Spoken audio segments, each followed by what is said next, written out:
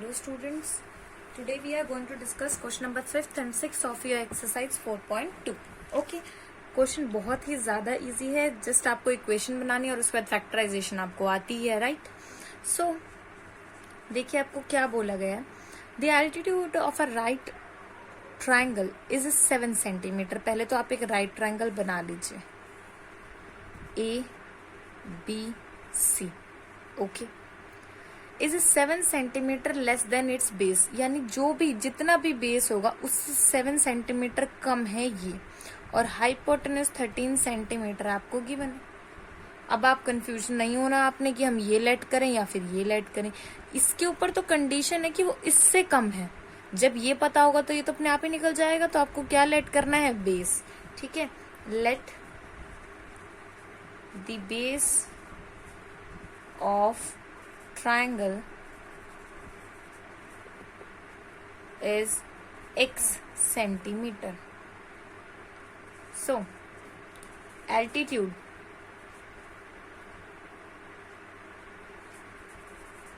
becomes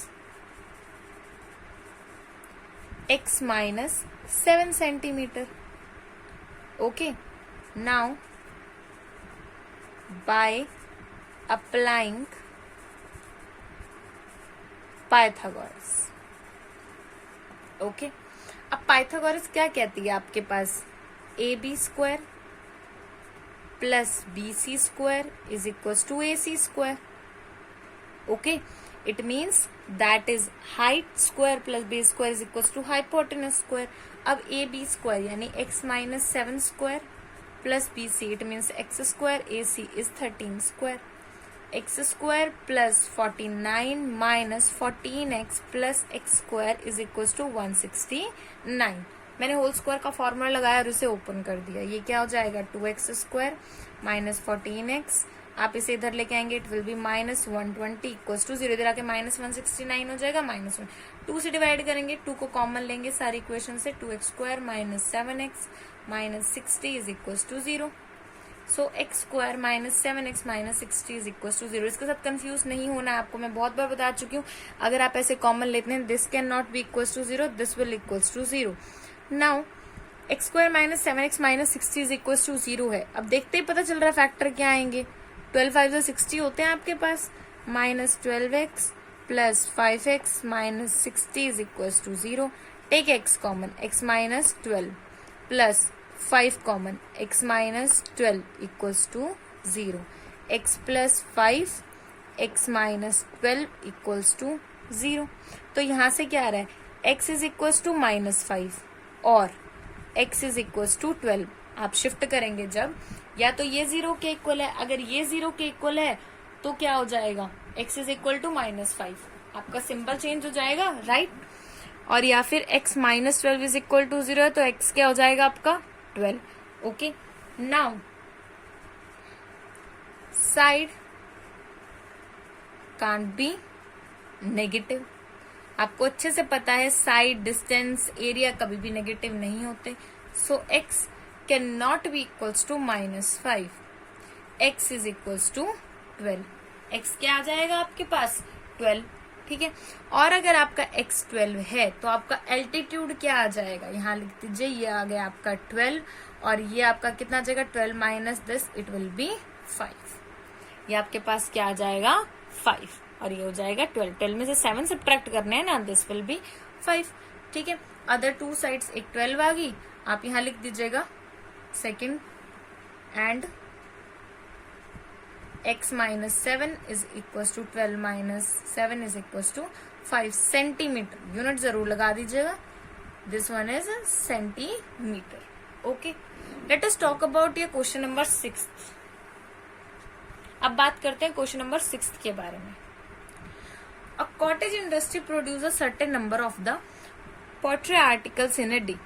It was observed on a particular day that cost of the production of each article, यानी कि एक दिन की बात कर रहे हैं हम, एक आर्टिकल की बात कर रहे हैं.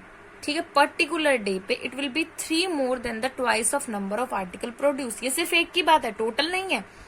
On that day, if the total cost was 90, find the number of article produced on each. ठीक है, each cost sorry and the cost of each article. ठीक है, अब देखिए जरा, लेट, मैंने आपको बार बार बताया है what you have to let here, 3 more than the twice number of article. Let the number of articles produced be x, हमने मान लिया वो x है। Cost of production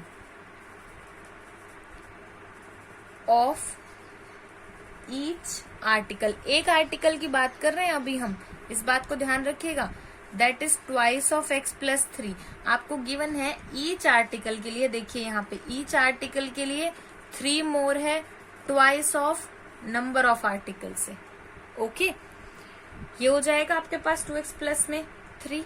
now total cost of articles, अगर एक आर्टिकल की 2x plus 3 है, अगर एक आर्टिकल की 2x प्लस 3 है तो x आर्टिकल की कितनी हो जाएगी? इस तरह के क्वेश्चन तो हम काफी बार कर चुके हैं। 2x plus 3 multiplied with x। ठीक है, मेरे ख्याल से अभी आपको क्लियर करने की जरूरत नहीं है, फिर भी बता देती हूँ एक बार कि अगर आपकी मान लीजिए एक आर्टिकल है, उसकी कॉस्ट 20 है, तो 5 आर्टिकल की कॉस्ट कितनी होगी? अगर एक की 20 है तो 5 की कितनी होगी? 20 मल्टीप्लाइड विद 5। अगर एक की 2x प्लस 3 है तो x की कितनी होगी? x multiplied with 2x plus 3। Okay, now according to question, total cost आपकी गिवन है 90, that is given to you, और हमारी कितनी आई है? 2x plus 3 into x is equals to 90, ये हो जाएगा 2x square plus 3x minus 90 is equals to 0। अब क्या करना है? फैक्टराइजेशन। 90 इंटू 2 180, 180 के आपको ऐसे फैक्टर बनाने हैं जिनका सम क्या आ जाए 3। ठीक है, मैं आपको बता देती हूँ, ऐसे आपके फैक्टर्स आते हैं 12 एंड 15। ठीक है, जब आप इसके प्राइम फैक्टराइजेशन बना के देखेंगे तो आपको पता चलेगा। Square 15x 12x minus 90 is equal to 0। Take common x, यहाँ हो जाएगा 2x plus 15 minus 6 is common here, it will be 2x plus 15 is equal to 0। x minus 6 and 2x plus 15।